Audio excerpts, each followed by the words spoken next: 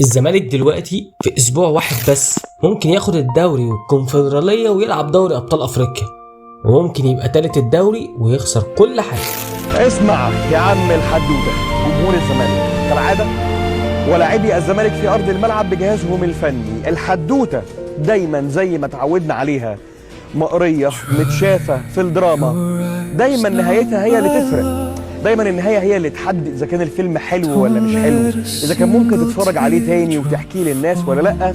فالنهايات دايما هي المفتاح علشان تعرف اذا كانت الحدوته هي بالحلاوه اللي بتوصف بيها او لا. وقبل النهايه بمحطه قرر الزمالك انه يسهل الامور على نفسه، حتى وان كان اللي في الملعب كان صعب، واصبح نقطه واحده فقط لا غير تكفي الزمالك للتتويج ببطوله دوري نايل الذي ان تحقق سيكون واحد من اهم بطولات الزمالك واكثرها اثاره على مر تاريخه. الزمالك بالفوز على سموحه بهدف دون رد يقترب خطوه مع وجود جوله اخيره الكل بيلعب فيها على اماله المشروعه جدا، من بيراميدز اللي تعادل، من الاهلي اللي حقق الفوز واستعاد الكثير من قوته اللي كانت مفقوده على مدار الفتره اللي فاتت. حكايه لو قعدت تحكيها لحد مش بيتابع الكوره المصريه هيقول لك انت اكيد بتألف، بس هي دي الحقيقه يا صديقي. بس قبل اي حاجه عايزك تتوقع نتيجه النهائي واكتب لي في الكومنتات، وان شاء الله اللي هيكسب هياخد تيشيرت الزمالك الجديد. هو جامد الصراحه. اتوقع النتيجه يا صديقي واكتب لي في الكومنتات، ويلا بينا. جولنا اهو بزيرة، يلا نفرح، نفرح بقى كلنا. لا انت فاكرها سهله كده؟ هتهرج؟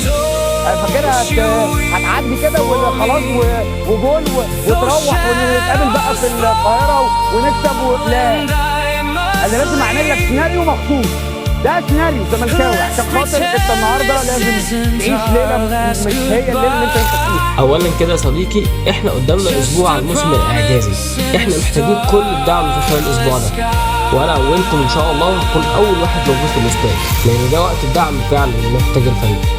هم ماتشين والموسم الاعجازي ده يكمل على خير، ويكفيك بس انك ما تخسرش، تكسب ماتش اللي جاي وتتعادل بس ماتش الاهلي اللي بعده، اقصد سيراميكا، وساعتها يكون لنا كلام تاني. الزمالك وجمهوره كالعاده بعد المباراه بين الشوطين ملحمه كامله، انتهى الدعم حتى وانت شايف في ارض الملعب ان في معاناه ومعاناه كبيره، لكن في الاخر الحدوته اللي انت حلمت بيها ثم ابتديت تشوفها ثم قربت من النهايه، انت اصبح عندك اليقين ان النهايه السعيده هي المهمه، ان الدعم اهم من السخط والنصر والهجوم على اللاعبين، انه لما الجمهور بعد ربع ساعه قال العب بقى يا عم خلي عندك دم، دقيقه واحده فقط لا غير بدل الجمهور بحمله تشجيعيه اكبر، وكأن هناك صوت يعلو على صوت. صوت العلو كان عند الناس اللي ايقنت انه هذا الفريق وهذه المجموعه من اللاعبين، هؤلاء المجموعه من اللاعبين يستحقوا الدعم قبل اي شيء. فتحيه لجمهور الزمالك الذي سمعنا حتى الان في المدرجات بعيدا عن اي شيء اجمل حدوته في دوري نايل هذا الموسم، فلنستمتع معا.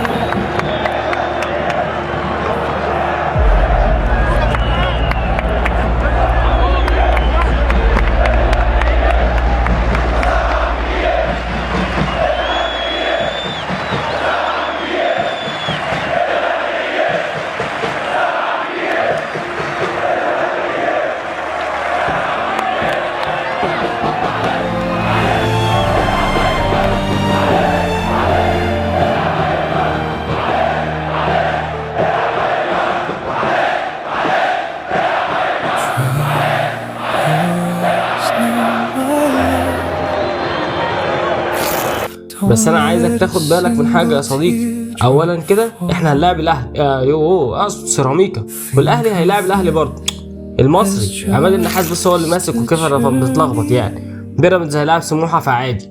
تعالوا نخمن بقى ويلعب مع بعض شويه. الزمالك يكفيه التعادل مع المصري ويكسب الدوري مباشره. صوتي وصل لك بتاع كابتن مروان ادلدل لك السبب. مين اللي تحتنا ده؟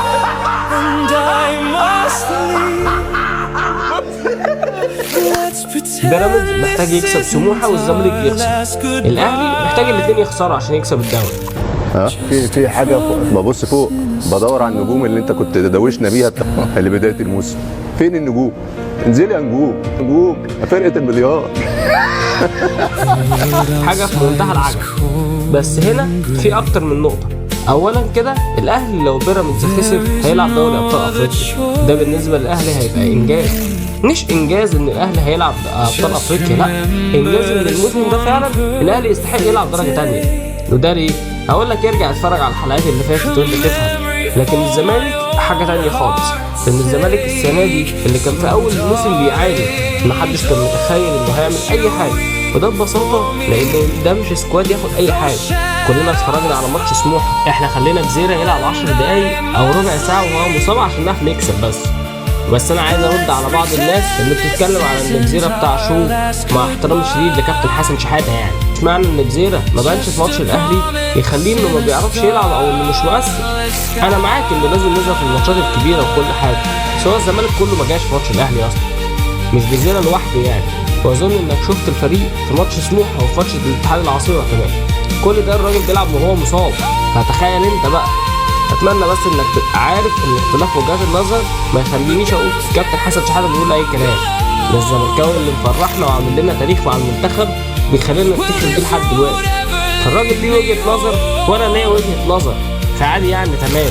تعب لو الزمالك ما خدش الدوري وخد ثالث، اللي بيعمله ده انجاز والله العظيم. مهد يعني ولا لا مش بمهد يا جدع، انت عندك انت ربنا مديك كل حاجه ومش عارف تعمل حاجه، ودولت لعيبه ما بتاخدش فلوسها ولا مكافآتها، وعندك 15 كده مقبول واخد بالك، وعرضك مسحوبه ومفيش دخل ومفيش مدرب ومفيش لعيبه. انت عندك فرصه دلوقتي يا عم ما خلاص الفرصه بقت اهي، الفرصه بقت بعجوه واخد بالك، فرصه بعجوه خلاص.